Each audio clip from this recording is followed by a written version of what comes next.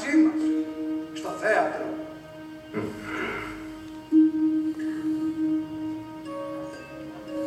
Με την αγαπητή μου οικογένεια. Ναι. Είμαι περίεργος. Θα με κάνει να κλάψω απόψε.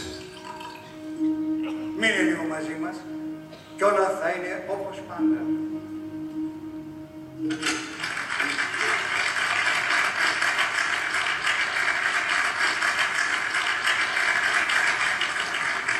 Βλέπω έχουμε και καλό κόσμο απόψε.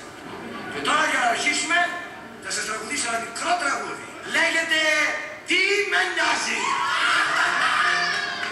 Γιατί να νοιάζομαι και να σκοτίζομαι, γιατί να συγκινούμε,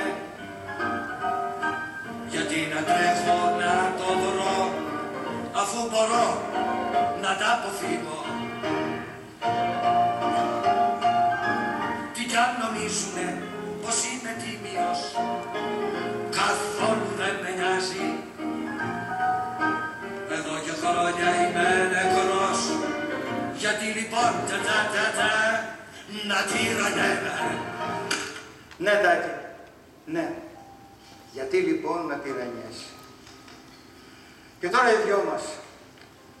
Δεν είναι θαύμα αυτός ο θεατρίνος να καταφέρει να κάνει υποχείρια την ψυχή του σε μια φαντασία, να γίνεται σώμα, μια ιδέα.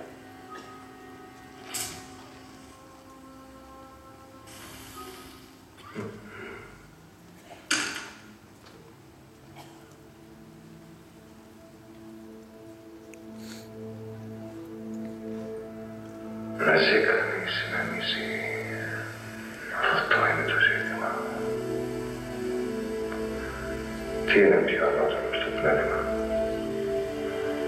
Να υποφέρει πετριές και μέρη άδικης τύχης.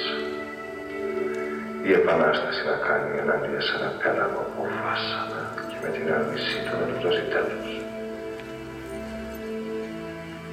Θάνατος, ύπνος, τίποτα άλλο. Κι αν βγούμε πως με τον ύπνο του θανάτου πάλι της καρδιάς ο πόνος κι όλες του κορμιού λαχτάρες που σ' άδεια